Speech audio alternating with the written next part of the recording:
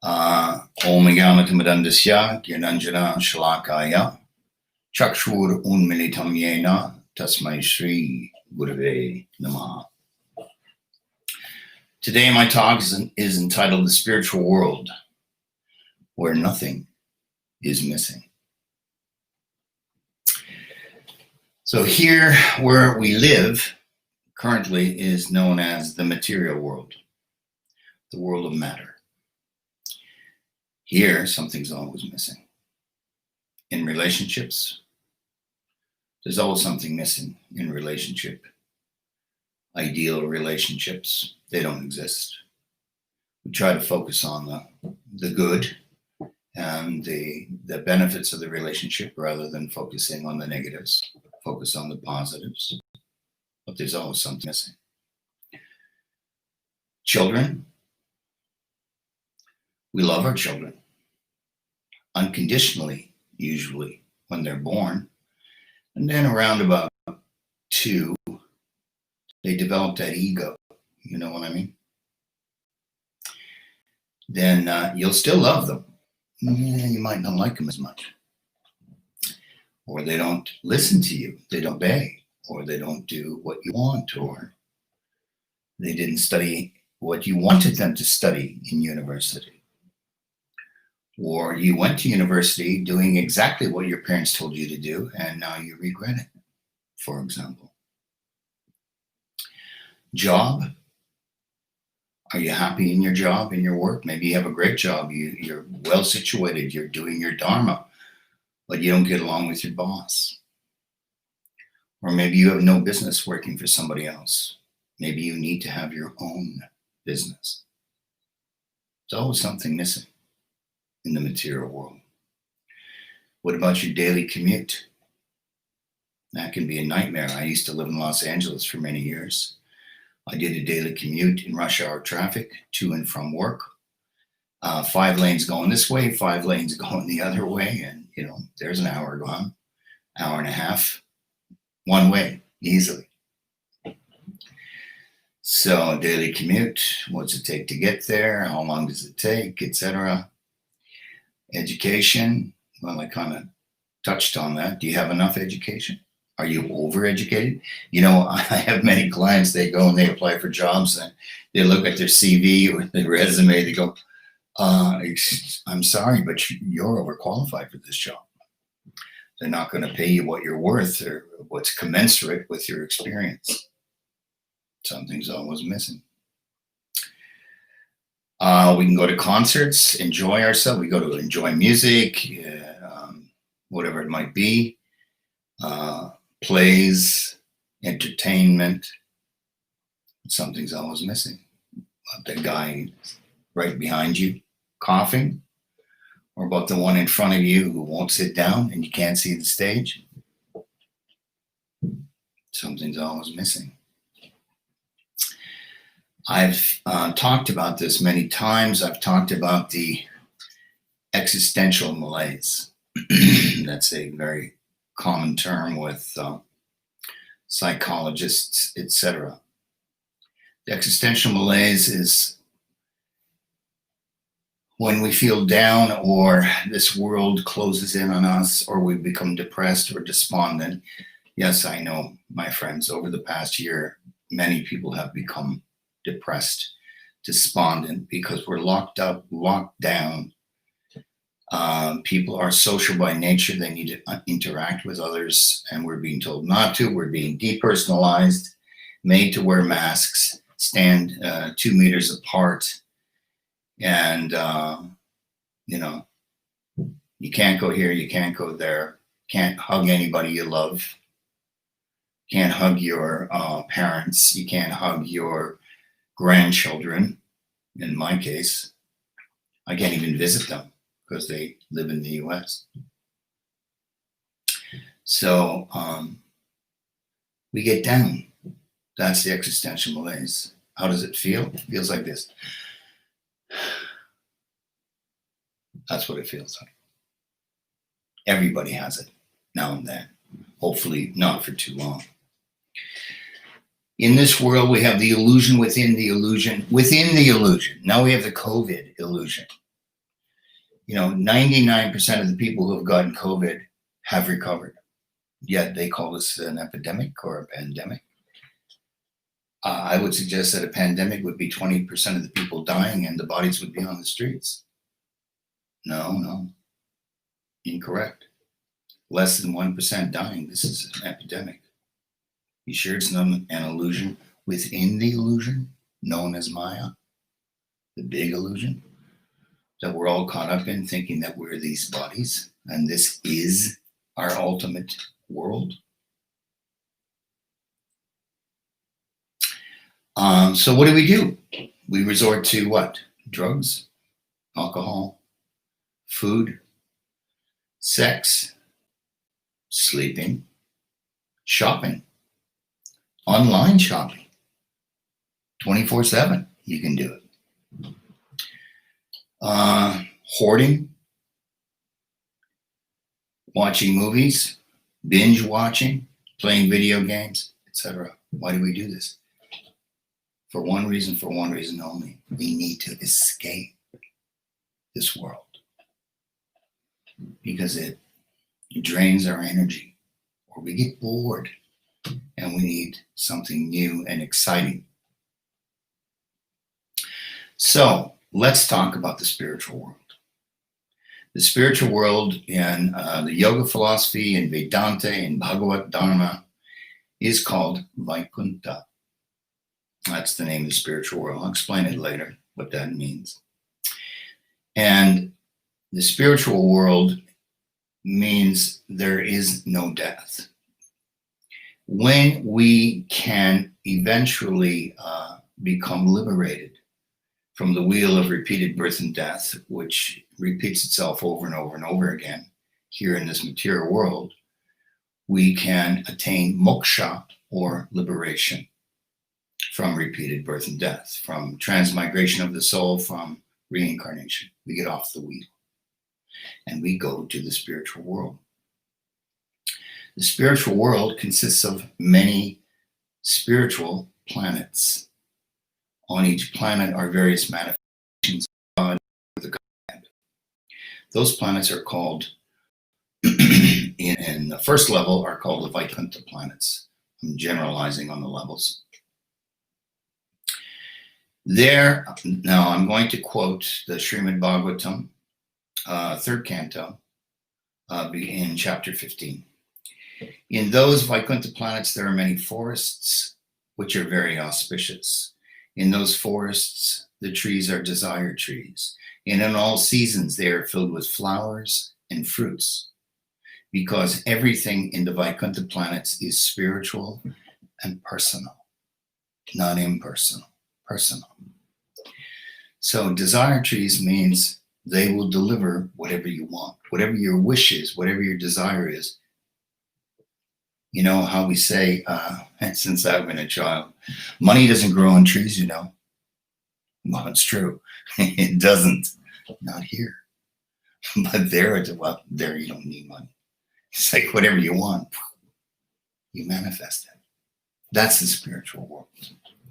In the Vaikuntha planets, the inhabitants fly in their airplanes, accompanied by their wives, husbands, consorts, and eternally sing of the character and activities of the Lord. God-centered. Which are always devoid of all inauspicious qualities. God's activities are devoid of anything negative, dark, or anything that will drain your energy. They're all auspicious. While singing the glories of the Lord, they deride even the presence of the blossoming Madhavi flowers, which are fragrant and laden with honey. When the king of bees hums in a high pitch, singing the glories of the Lord, there's a temporary lull in the noise and the calls of the pigeons, the cuckoo, the crane, the chakravaka bird, which is the chakra bird, the swan, the parrot, the partridge, and the peacock. Such transcendental birds stop their own singing simply to listen for the glories of the Lord, sung by the bumblebees. Any language is immediately understandable. It's just like if somebody spoke to us now, well, since I'm speaking English and Spanish or French or Hindi or Marathi or whatever, I immediately understand it, even though I haven't learned the languages, for example. The language of the bees, of the parrot, of a horse, of the cow. We understand everything from anyone. Although flowering plants are full of transcendental fragrance, they are still conscious of the austerities performed by Tulsi. For Tulsi is given special preference by the Lord, who garlands himself with Tulsi leaves in all offerings, food offerings made to God, to Vishnu, to Krishna, are supposed to be ornamented with Tulsi, adorned with Tulsi. Tulsi's the basil family, in case you don't know that. The inhabitants of Vaikuntha travel in their airplanes, made of lapis lazuli, emerald, and gold. They are surrounded by their consorts, who have large hips and beautiful smiling faces. Everybody's happy. When? All the time. There's nothing that brings sorrow or sadness. There's no loss. There's no negativity. There's no, nothing's missing. I don't feel like if only this, or if only that, if only this would happen. No, not in the spiritual world. That's here.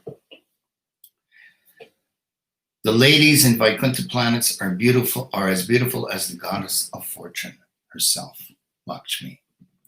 In order to receive the grace of the Supreme Personality of Godhead, such transcendently beautiful ladies, their hands playing with lotuses and their ankle bangles tinkling, are sometimes seen entering doors, which are made of gold and diamonds, and sweeping the marble walls, which are bedecked at intervals with golden borders. So this is the Vaikuntha planets, where this is a palatial environment, palaces everywhere. The goddesses of fortune, the Lakshmis, remember, as we found out in Brahma Samhita, that Vishnu or Krishna, Vishnu and Krishna, the same.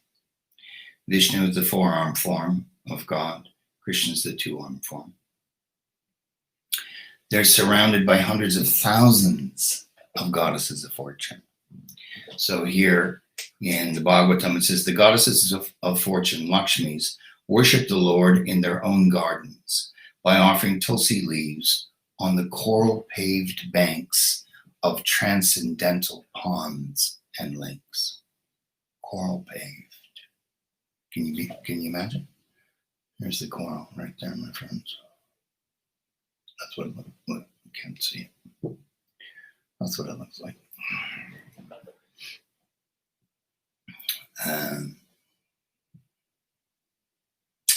While offering worship to the Lord, they can see upon the water the reflection of their beautiful faces with raised noses, and it appears that they have become more beautiful because of the Lord kissing their faces. It's lovely poetry, huh? Lord Brahma said, Lord Brahma, the creator here in the material world, my dear demigods are the ones who run the physical world, the material world. They are in charge of all the various portfolios. Angels, archangels, same idea. So Brahma said, my dear demigods, the human form of life is of such importance that we gods also desire to have such life, the human form. For in the human form, one can attain the perfect spiritual truth and knowledge. Can attain to perfect spiritual truth and knowledge. If one in this human form of life does not understand the Supreme Personality of Godhead and his abode, which we're reading about, it is to be understood that he is overly affected by the influence of the three modes of material nature, sattva, rajas, and tamas. So we're enveloped in the darkness, we're enveloped in illusion, we're enveloped with various mistaken notions as we are down here. Persons whose bodily features change with symptoms of ecstatic love for God, and who breathe heavily and perspire when hearing of the glories of the Lord, are promoted to the kingdom of God.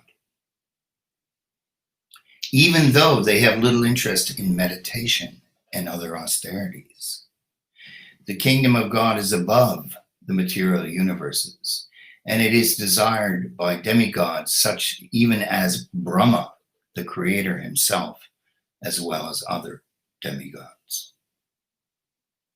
So even though they may have little interest in meditation and other austerities, well, yoga and meditation are wonderful things, and we definitely recommend them. But yoga and meditation are not the goals in and of themselves. The goal, the highest goal, is bhakti yoga, which is the yoga of love and devotion to God.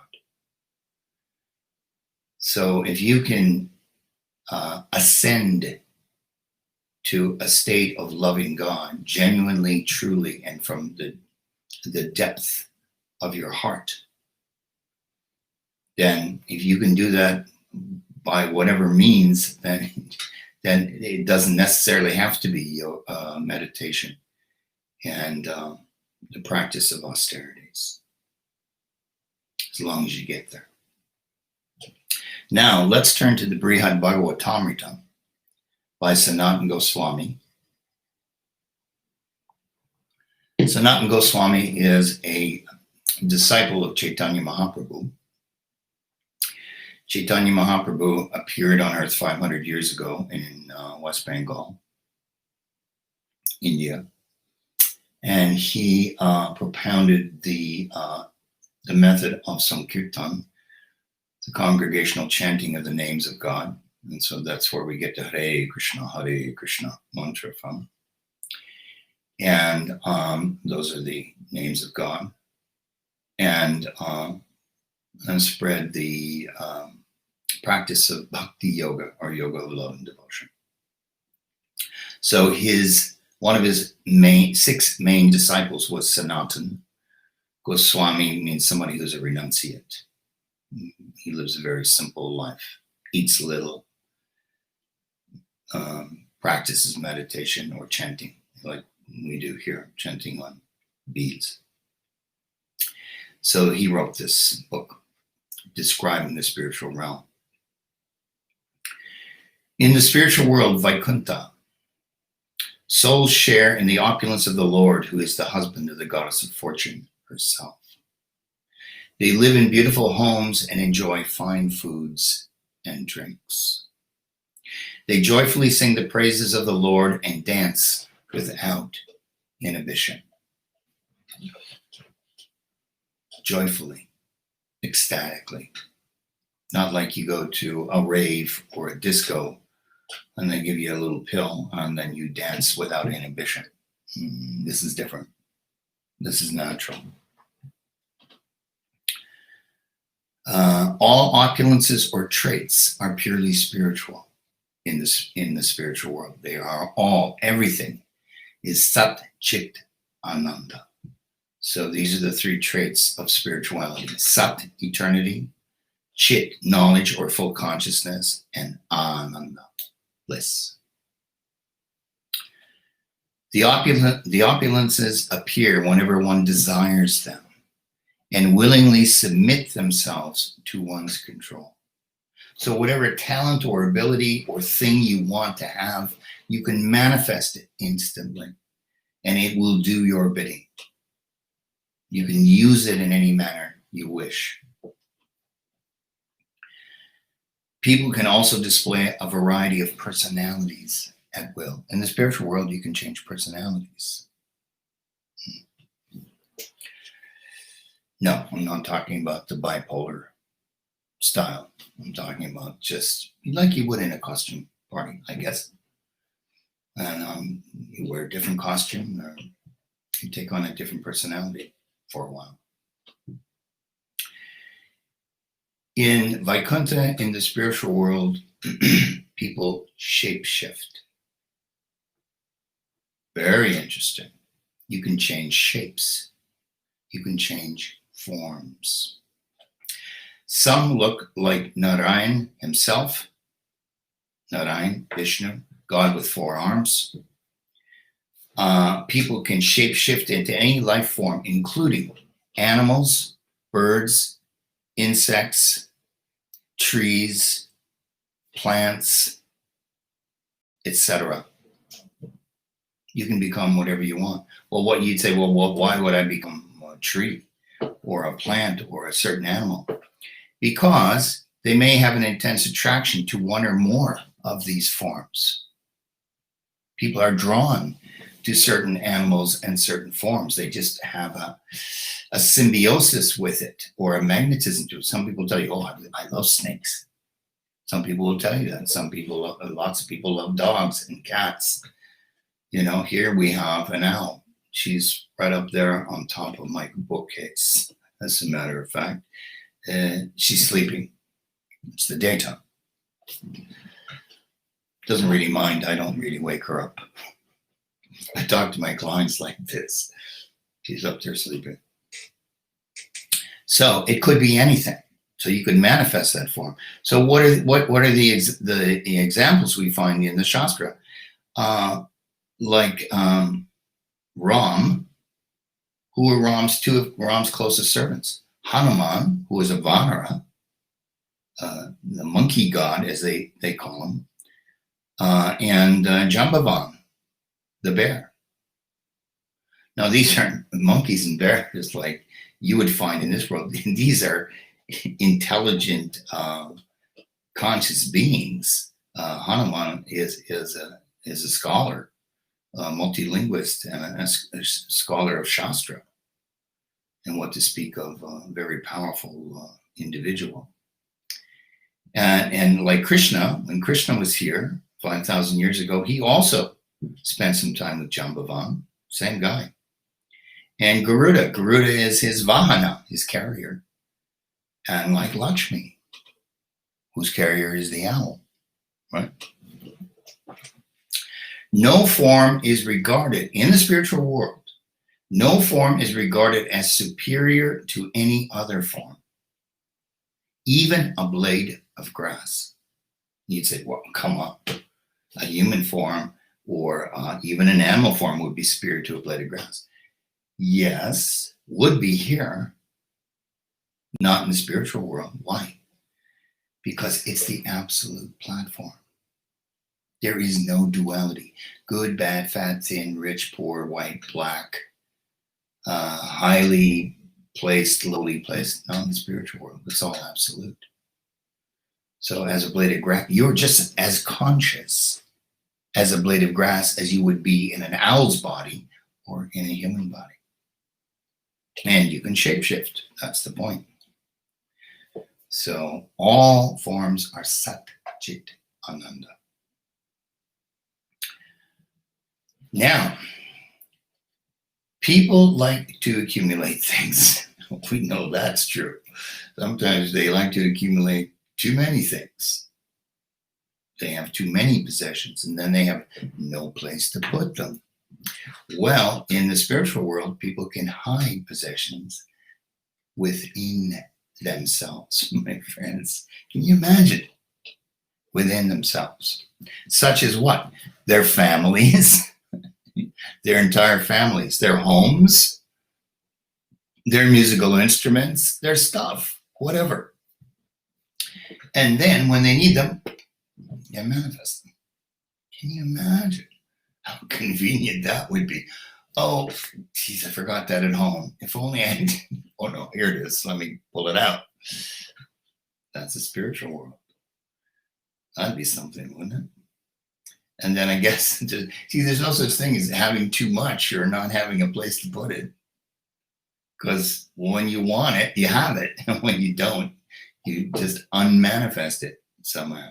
Yeah, you can have a family. You can get married and, have children. All these things are all possible. But it's God-centered.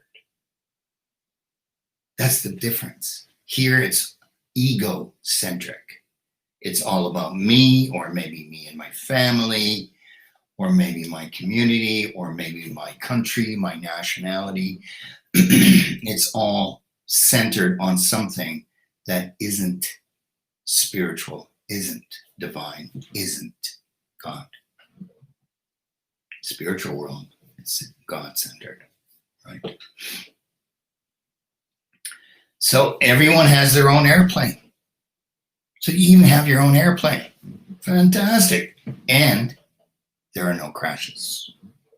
No such thing as a plane crash. Can you imagine, my friends? Let's do the airport scenario. Okay, we got to pack our bags. Is it overweight? Is it underweight? Then we got to go to the airport, and then we got to get the bags weighed. We got to probably have them checked, and then we got to put in our ticket, and then we have to go through the X-ray machine, and then they go with it, and they want to see if you have any contraband on you or you're wearing jewelry underneath your clothing. Oh, you have to go through security. It's a nightmare. Not in the spiritual world. You just get in your plane and off you go, and you cruise. In the spiritual world, there is no envy, no sense of superiority, no conflict, and no disrespect. No envy, no sense of superiority, no conflict, and no disrespect.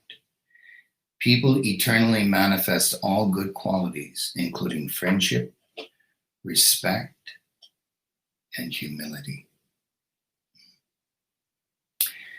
We have been taught by our guru, Bhaktivedanta Swami Prabhupada, Trenada Pisanichina Turaiva Seshnana Amanina Manadena Kirtaniya Sadahari. That we should learn to be humble like a blade of grass, more tolerant than a tree, and don't expect honor. Don't seek honor. Be humble in all that you do.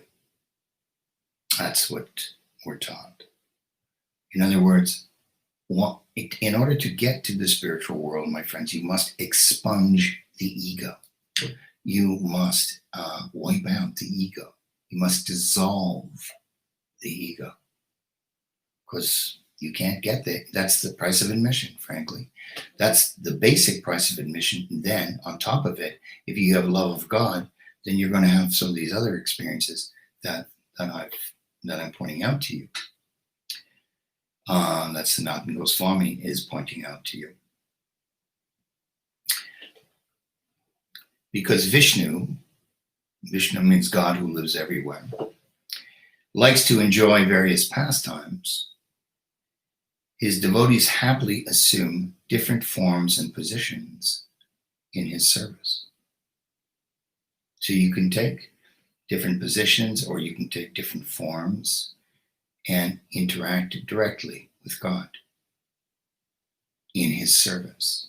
Everything's about serving God. You can say, yeah, well, why do I want to serve him? Well, see, that's the limited and or contaminated mentality that we have here. Well, who's that guy think he is? I'm not serving him. Well, we may understand why you say that in the material world. And in some cases, there's justification for such a statement. But in the spiritual world, you won't feel that need to, well, who does God think he is? Telling me what to do. It's not like that. It's spontaneous joy. It's spontaneous love. It's spontaneous, we're all in this together. Aren't we having a wonderful time? It's like that. you know. Um, in any walk of life or any profession, when you're doing it at a very high level, you go into what's known as the zone. You know what I mean? Athletes go into the zone when they're really high functioning athletes. I was a professional musician for many years. I played with some top people in the world, to be honest. And when you're playing with very, very talented people in a group and you go into the zone, is when we're all on the same wavelength or the same frequency. And it's you're not playing the music anymore. The music is playing you. That's what it feels like. And it lifts everybody up together. And you can just glance at each other. You don't even have to glance at each other because you can feel it. It's so powerful. It's so palpable. But when you glance at each other, you just, it's just this knowing. Yeah, we're there. It's happening. Now, this is true for many professions, any profession, especially when you're sharing it with others. We're doing it together and we're all on the same frequency. That's what it's like in the spiritual world. We're all on this frequency, and it's raised us all up beyond our individual capacity. So we've gone into, a group think, as they sometimes call it down here, or a group experience. But in the spiritual world, it's a group transcendence. We experience that when we do kirtan too. When we have congregational chanting, we can oftentimes experience that. I know I have.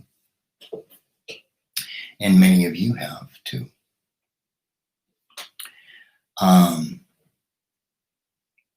Okay. Even inanimate things in Vaikuntha are of the same transcendental nature. The houses, furniture, airplanes, etc., are all fully conscious beings. The table, the desk, the walls, everything's conscious. Can you imagine? There's nothing that is unconscious. It may be inanimate, it may function like a wall, it just stands there, but it's conscious. All these things are qualitatively one with God and with all other beings. Sat Chit Ananda. I mean, try to imagine that. Continuing, everyone has control over infinite energies, whether he chooses to display them or not. Whatever you want to do, you want to create something out of nothing instantly? Boom, there it is. You have it. According to your specs, your specifications. You engineers would have a ball there, wouldn't you? I know I would, but I'm not even an engineer. Yet, even when devotees use their ability to manifest wonderful things, they do not falsely invest them with ego and overly identify with them as people do here in the material world.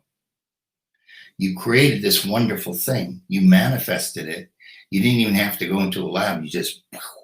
You conceived it in your mind and instantly it appeared in front of you. Can you imagine? That's what they're saying here.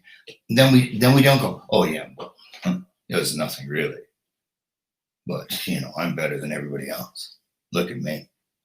That's ego, my friend. See, then that's when it starts going downhill again. As soon as we have ego.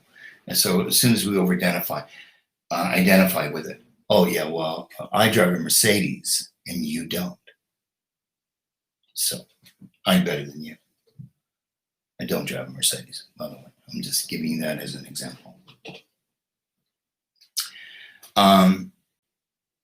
Therefore, there is no expression of selfishness or there is no expression of selfishness or exploitation of others. It's not all about me being selfish. And I don't need to exploit you. I don't need to take advantage of you. I don't need to cheat you. I don't need to fool you in order to get what I want. There's no need. Everyone remains humble in the spiritual world. Kunta, Vaikunta. Kunta means stupidity, foolishness, and ignorance. That's what Kunta means. Vai means not. The place where there's no stupidity, no foolishness, and no ignorance. Can you imagine? Try to imagine. Vaikunta means the absence of these things.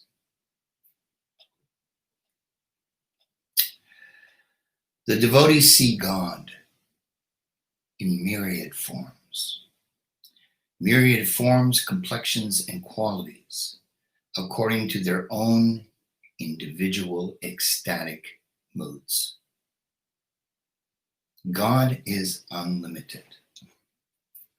You know, this one of the things that always makes me smile when people put limitations on God. Well, God could do that. Yeah, okay, I could see God could do that. But no, God would never do that. You know, like God could multiply foods immediately. You know, he could put 10,000 loaves of bread here right now if he wanted to. Most people go, yeah, okay, God could do that. But if you say, well, God could take the form of a lion, well, no, he would never do that. Yeah, he would. He did. That's from Singaday.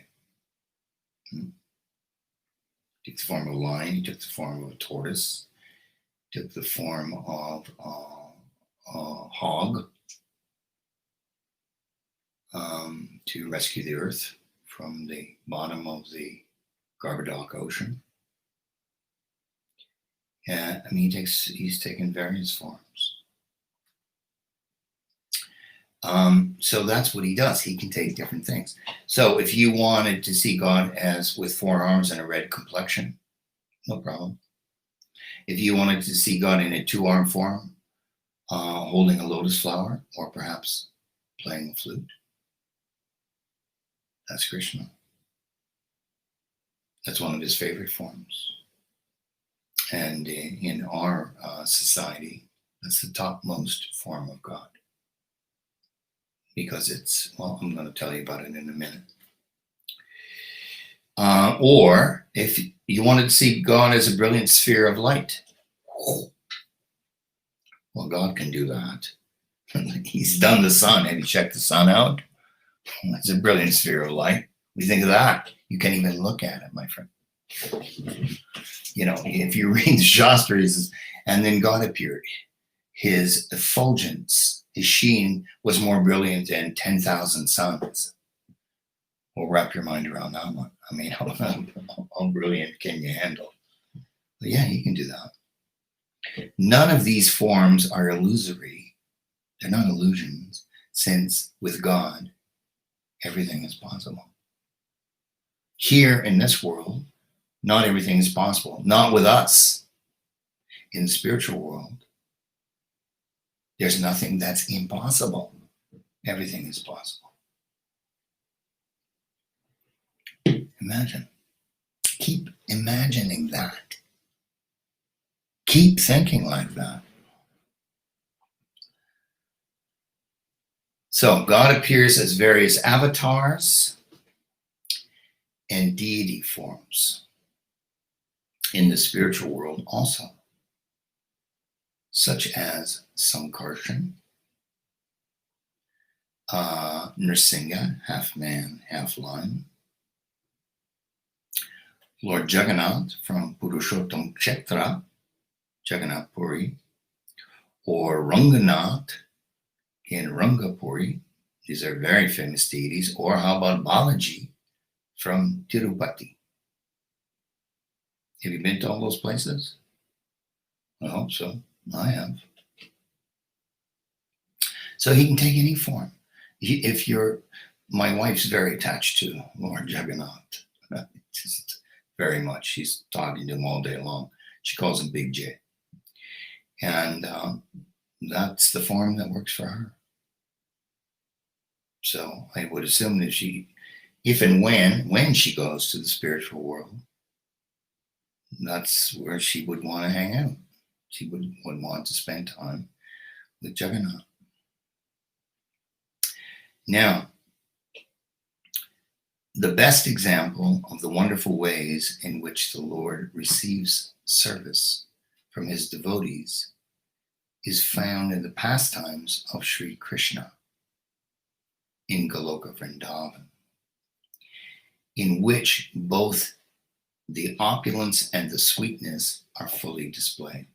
So what we've talked about so far in this description of the spiritual world is the opulence of the Godhead. Aishvarya, it's called in Sanskrit. It's almost like a very formal presentation of God, a palatial or the court, that sort of thing. And when we look at that in terms of the 5 rasas, well, first let me say, where on the other hand, in Goloka Vrindavan, which is the topmost planet where Krishna lives, there the rasa is Madhurya. Madhurya means sweetness. If you want that sweet, loving experience or reciprocation with God, that's not available necessarily in the Vaikuntha planets, but it is available with Krishna in Goloka Vrindavan. And that's called Madhurya. But as the statement said, both opulences of Aishwarya and Madhurya, or we could say formal and informal, or formal and intimate, are manifest or fully displayed in Goloka Vrindavan, which is the abode of Krishna. The Lord fulfills the desires in the hearts of all his devotees. That is the definition of loving reciprocation. The Lord fulfills the desires in the hearts of all his devotees. You may have a very loving relationship with your spouse, with your parents, with your children, with your friends, whomever. But do they fulfill all the desires in your heart? Even if they want to, even if they try to, not down here, my friends. Not possible down here. Only in the spiritual realm. And this in particular is Krishna's focus. That's what he loves to do with his devotees in the most intimate and sweet manner. What's the verse? Maduram Maduram Vaparasya Vibhor Maduram Maduram Varanam Maduram Madhugandhi Brindu Smitame Tadaho Maduram Maduram Maduram Maduram. So it says that the body of Krishna, the form of Krishna, is very sweet. Maduram Maduram Varanam. But the face of Krishna, the Vadanam, is also very sweet. But the sweetest thing of all is his smile. Beautiful verse, Chaitanya Charitamrita. So, in Vaikuntha, only Aishwarya, in those Vaikuntha planets, in Goloka Vrindavan, we have Aishwarya and Madhurya. Okay, so let's translate that in terms of the 5 rasas. There are 5 rasas or relationships, sometimes called mellows, that one can have with God or a a manifestation of the Godhead. Most of you know this. Number one, Shanta. Shanta means neutrality. Shanti means peace, as everybody knows. Shanta means a state of neutrality. It's kind of like awe and reverence, where we're just, oh, it's God. And we're sort of blown away or overwhelmed, and we bow down, and we try to be pious and respectful.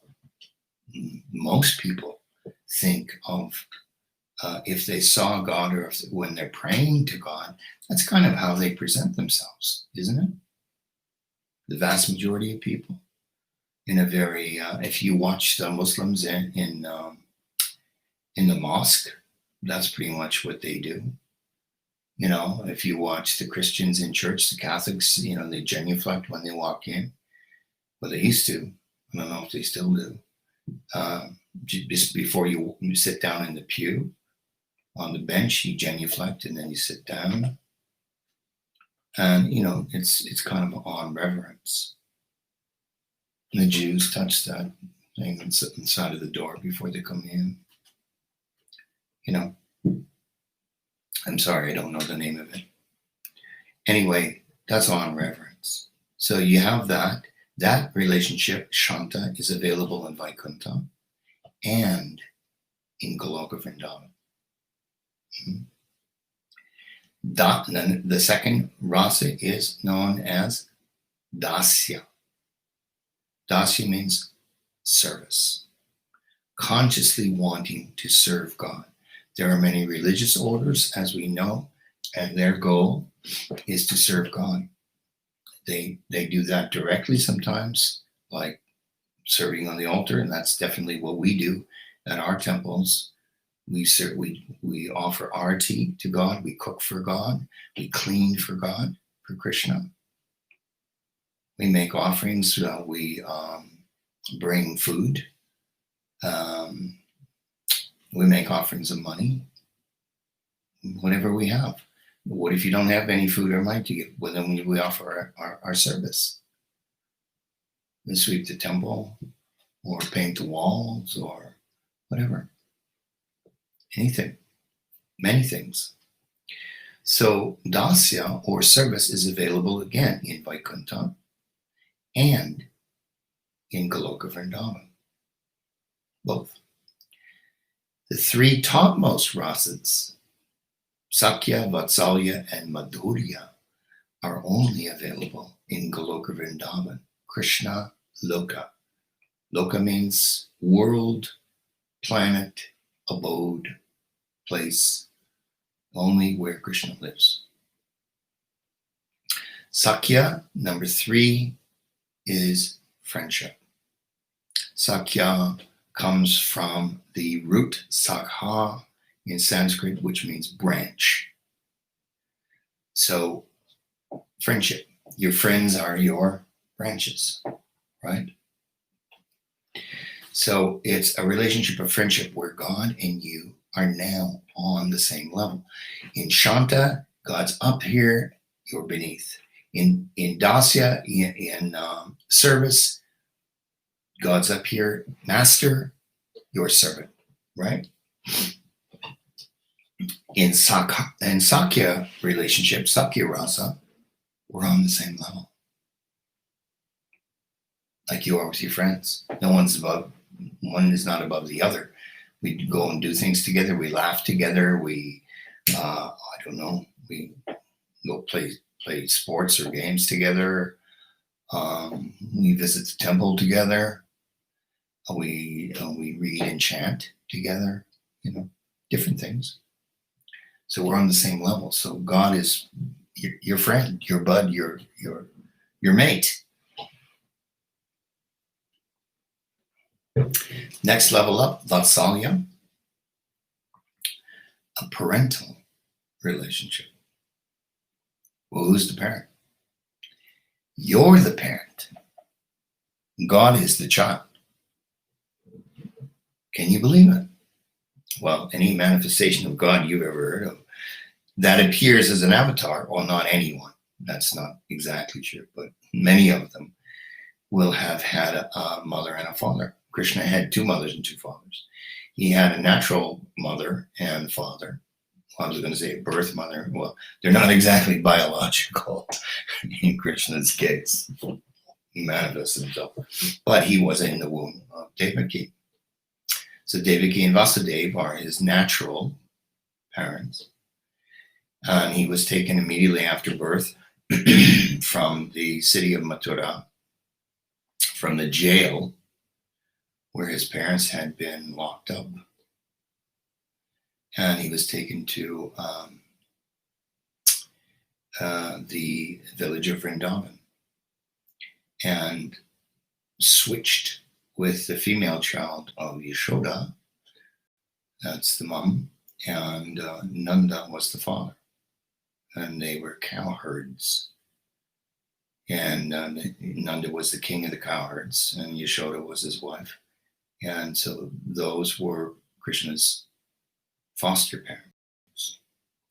But they were still in a position of, they're in a position of authority over Krishna because they're the parents.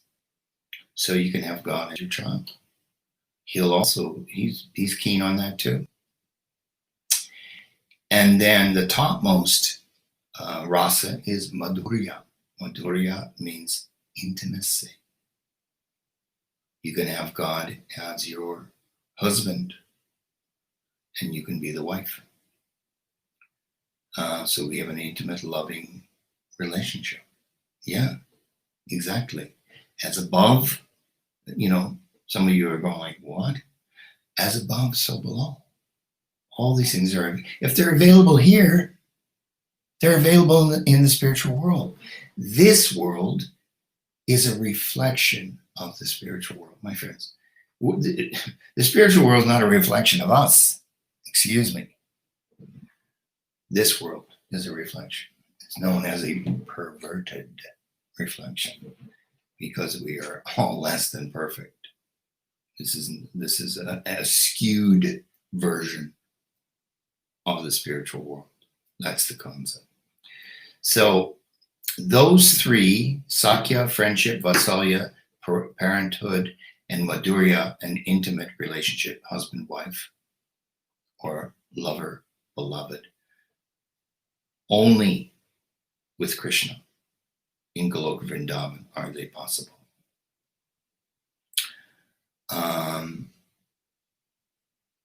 Okay, so as you can clearly see in the spiritual world, my friends, nothing is missing.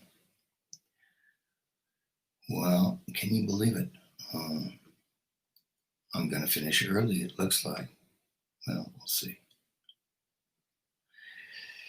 I'll read this a little bit. I have a little extra on description of Dwarka. Krishna lived in Mathura when he left Vrindavan, when he was, I think he was like 16. He left Vrindavan. He went to Mathura, back to the city in which he was born. And he spent a few years there. And then he actually, you know, became a king or a prince. I mean, that's the family into which he was born. Devaki and Vasudeva, they were royalty. They were highly placed. They were Kshatriya family. So while he lived in Mathura and with his older brother Balaram, the fortress that he had in Mathura had been attacked by Jarasandha, who was another king and very envious of Krishna, 17 different times. So it got old after a while. Krishna, Jarasandha was defeated 17 times. So it got old after a while. So he decided that he would build his own fortress far away from there. And that's when he went to Dwarka. And Dwarka is in modern day Gujarat, west coast of India, on the Arabian Sea. Yes, I've been there. Wonderful place. And he built a fortress, which is described here in the Srimad Bhagavatam as being 12 yojanas in circumference and built within the sea, almost like on an island. The ruins of that fortress, and that's, I should say, that city, are under the water. They have been discovered many years ago. The Indian government was supposed to work on them, so they have to dive and exhume some of the remains, but they didn't do it. They wouldn't put the money into it for some reason. Continuing, in the construction of that city could be seen, now just to show you what he had there. Now, that was the material world, but wherever Krishna is never the material world. Because Krishna and Radha, here they are behind me, there's always a golden bubble of Yoga Maya energy surrounding them. The Mahamaya, the energy that we are caught up in the material world, the great illusion that we've ascribed to, is Mahamaya, or the material conception of life. Beyond that is Yogamaya, the spiritual conception or the spiritual realm. Wherever Krishna and Radha go, they are always in the spiritual realm, just as Vishnu and Lakshmi, or Sita and Ram. They're always, surrounded by Yogamaya. So he introduced certain things into that city. He built a city, and which were not all mundane or on the Mahamaya level. Let's just say it like that. So, as it says, he had a fortress 12 yojanas in circumference. 12 times 8 is what? 96 miles in circumference, built within the sea, it says. Inside that fort or fortress, he had a city built containing all kinds of wonderful things. In the construction of that city could be seen the full scientific knowledge and architectural skill of Vishwakarma, the universal architect. There were wide avenues, commercial roads, and courtyards laid out on ample plots of land. There were splendid parks and also gardens stocked with trees and creepers, which he got from the heavenly planets in the material world, the higher planets. This is the earthly planet here, the middle planet, Earth. And there are higher planets where you go when you get your good karma. If you're not getting off the wheel of repeated birth and death, and you're not going to the spiritual world, you can go to the heavenly planets and enjoy your good karma for a while. So that's what they mean by heavenly planets. So Vishwakarma is the architect. He's the among the gods. He's the guy. There were wide. Okay, I said that. The gateway towers were topped with golden turrets touching the sky, and their upper levels were fashioned of quartz crystal. The gold-covered houses were adorned in front with golden pots, and on top with jeweled roofs, and their floors were inlaid with precious emeralds. Can you imagine? Gold-covered houses. Have you seen too many gold-covered houses these days? I see them covered by cement or render or stucco, what they call it from where I come from. I don't see too many houses of gold or jeweled roofs. Besides the houses stood treasury buildings, warehouses, stables for fine horses, all built of silver and brass. Wow. Not wood, not aluminum, not tin, silver and brass.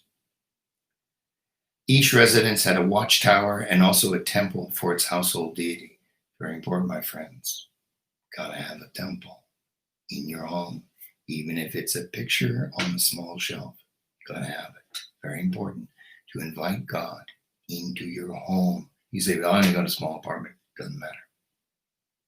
You must have an altar at the very least.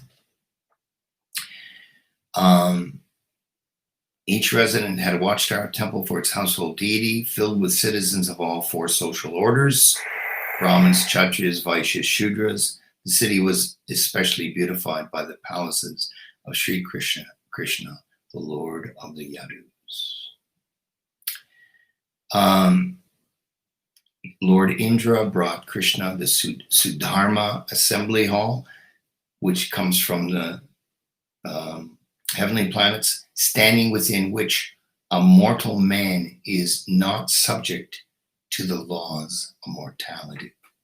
Indra also brought down the Parijata tree. Parijata is a beautiful flowering tree with this unbelievable fragrance. But it doesn't exist here. It's in the heavenly world. But it was here when Krishna was here. Lord Varuna, the god of the waters, offered horses as swift as the mind, some of which were pure dark blue, others white. The treasurer of the demigods, Kuvera, gave his 8 mystic treasures, the Ashtanidhi, and the rulers of the various planets each presented their own opulences as gifts to Krishna. So we're offering God gifts, offering him the best of what you have to give. Note, the best of what you have to give. Not, well, I'll keep this for myself and I'll give him that. That's not how you become God conscious, ultimately. The Supreme Lord, having come to earth, O King, these demigods now offered him whatever powers of control he had previously delegated to them for the exercise of their particular authority in the universe. So whatever powers they have over universal control, universal systems, they gave to him. They offered them to him. The best of what you have, again, my friends. After transporting all his subjects to the new city by the power of his mystic Yoga Maya. So did he load them all up in carts and move them? No, he went like this. They were all transported. How do you like your new house? Oh, wow. I love it. Thanks very much. Can you imagine? Lord, after he transported them, Lord Krishna consulted with Lord Balaram, his brother, who had remained in Mathura to protect it. Then, when they were all there, Krishna was still in Mathura, then wearing a garland of lotuses, but bearing no weapons, Lord Krishna went out of Mathura by its main gate. So that's the description of Dwarka. Wonderful. It's like the spiritual world here in the material world while Krishna was here. Thank you, my friends. I hope this has been inspirational, of some value to you. As you can clearly see, in the spiritual world, nothing is missing. So where do you want to be? Do you want to remain here, lifetime after lifetime, or do you want to return to the spiritual world where you belong and enjoy everything together with God and all these God-conscious, enlightened people? That is my wish for you always. May Krishna bless you always. Thank you for your kind attention. Hare Krishna.